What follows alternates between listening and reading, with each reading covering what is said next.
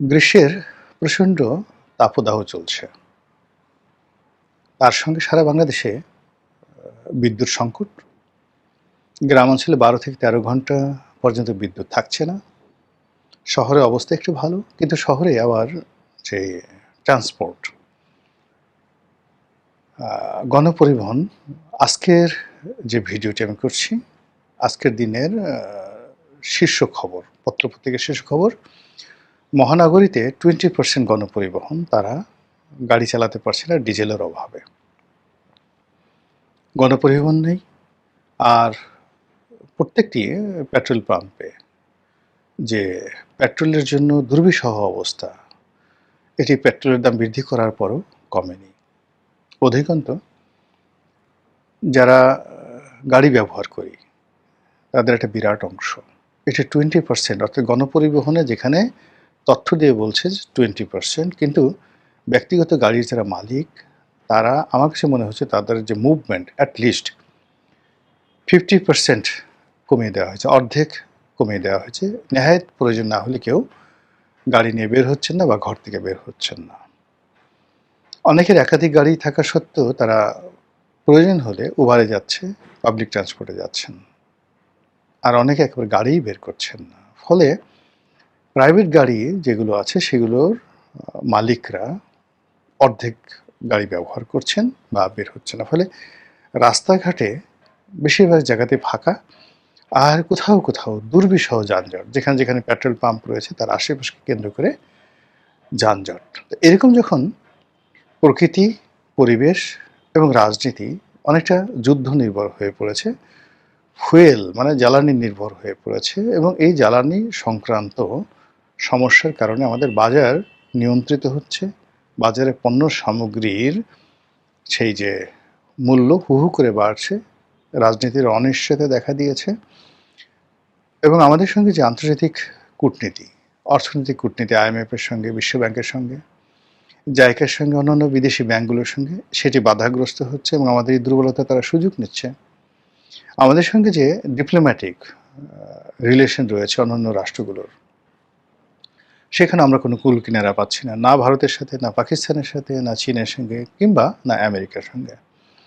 আমাদের মোল্লারদের মসজিদ পর্যন্ত আমরা একজন রাষ্ট্রদূতের সঙ্গে দেখা করে, বা রাষ্ট্রদূত আমাদের সঙ্গে দেখা করেছে, এটার মধ্যে আমাদের যে কুয়াতুল বাঙালি, কুয়াতুল বাঙাল, বাঙালির যে শক্তিমত্তা, আমরা এটা প্রদর্শন করতে চাচ্ছি। আর জনগণের মধ্যে বিভ্রান্তি সৃষ্টি করার জন্য নানা রকম যাকে বলে ভাওতাবাজি আমরা করছি, রাজনীতিবিদরা বেশি করছি। এই যখন অবস্থা, তখন হঠাৎ করে রাজপথ উত্তপ্ত হয়ে গেল। চট্টগ্রামে জামাতের যে ছাত্র সংগঠন শিবিরের সঙ্গে ছাত্র দলের যে মারামারি, চট্টগ্রাম সিটি কলেজে, সেই মারামারিটা শুরু হলো। ছাত্রদল তারা শিবিরকে গুপ্ত বলে গালি দিয়েছে। গুপ্ত, তোরা একটা গোপন সংগঠন। তো আসলে আমাদের দেশে গুপ্ত সংগঠনটা এটা একটা সময় মর্যাদার ছিল।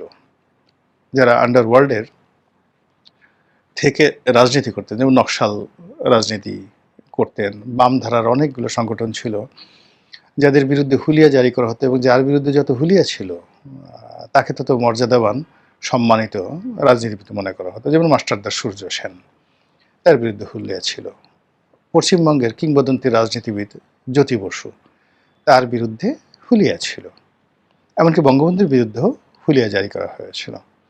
তো এই যে আমি আবার তথ্যটা, বঙ্গবন্ধুর বিরুদ্ধে হুলিয়া ছিল কিনা আমাকে একটু চেক করে বলতে হবে, আমি বলে ফেলেছি যেন এটা নিয়ে আবার ট্রল না হয়। কিন্তু বাকি যে দুজনের কথা বললাম, এটা ইতিহাস প্রমাণিত, তাদের বিরুদ্ধে হুলিয়া ছিল, অর্থাৎ জ্যোতি বসু এবং মাস্টারদা সূর্য সেন।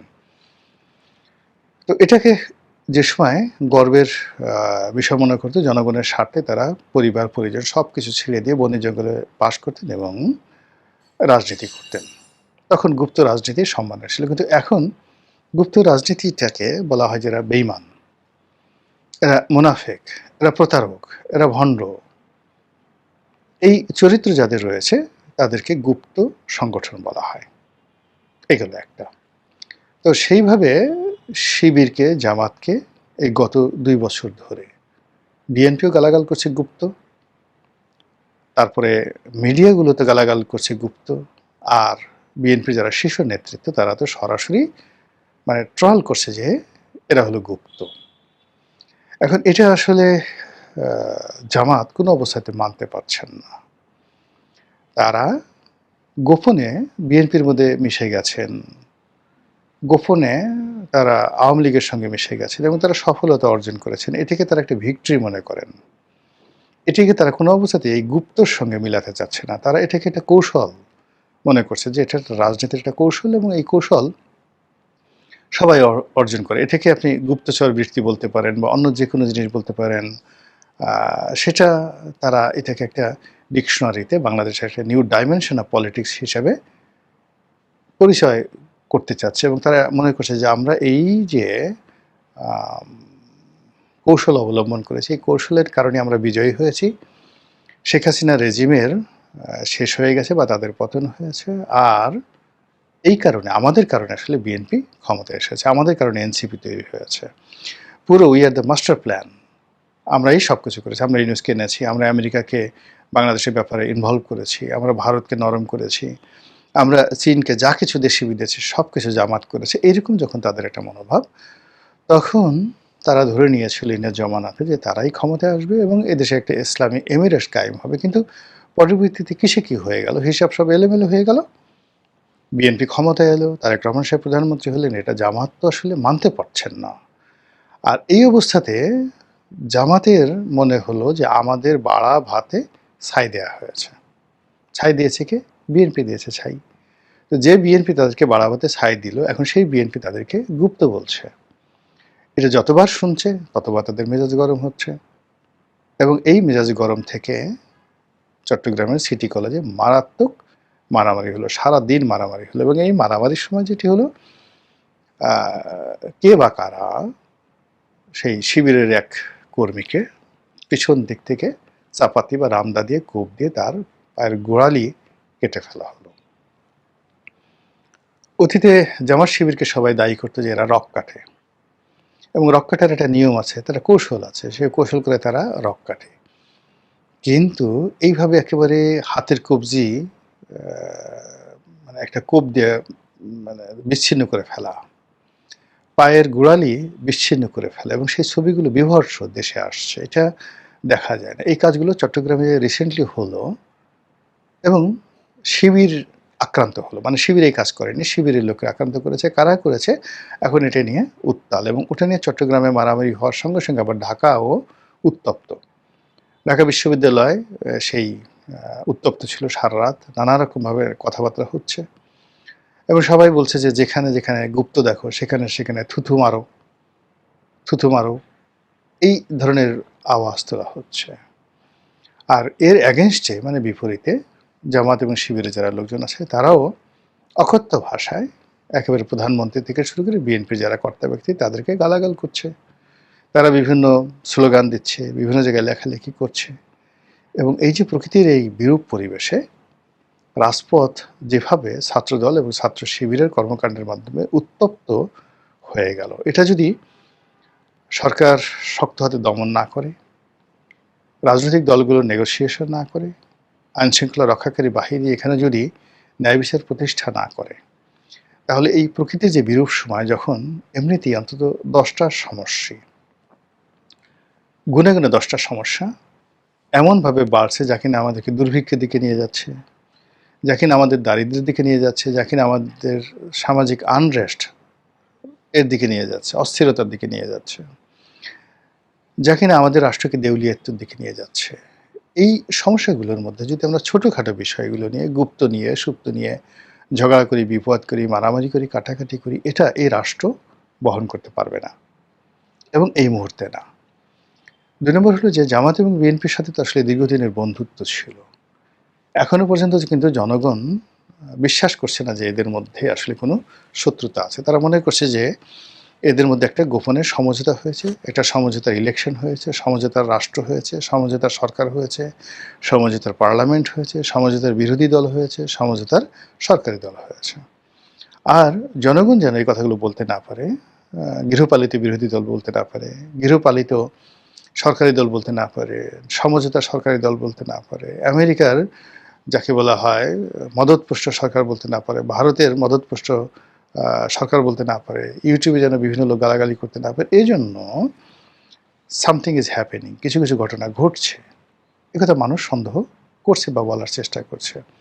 তো সেই কথাগুলোকে ধামাচাপা দেওয়ার জন্য অনেকে মনে করছে যে রাজপথ উত্তপ্ত করার চেষ্টা করছে, বা জামাতের নেতৃত্বে যে 11 দল তারা জুলাই সনদ নিয়ে মাঠ ঘোলা করার চেষ্টা করছে, খুব হুঙ্কার ধামকার দিচ্ছে, রাস্তায় নেমে এসে সরকারকে মানে এই দাবি দাওয়া মেনে নিতে বাধ্য করা হচ্ছে। আবার সরকারও তাদেরকে নিয়ে বিভিন্ন রকম উস্কানিমূলক কথাবার্তা বলছে, তারপরে জুলাই সনদের পক্ষে নানা রকম বিবৃতি তৈরি করছে। পুরো জিনিসগুলোই মানে লোকজন, সাধারণ মানুষ কি মনে করছে বড় ব্যাপার নয়, কিন্তু যারা একটু চিন্তাশীল তারা মনে করছে এগুলো হয়তো সাজানো।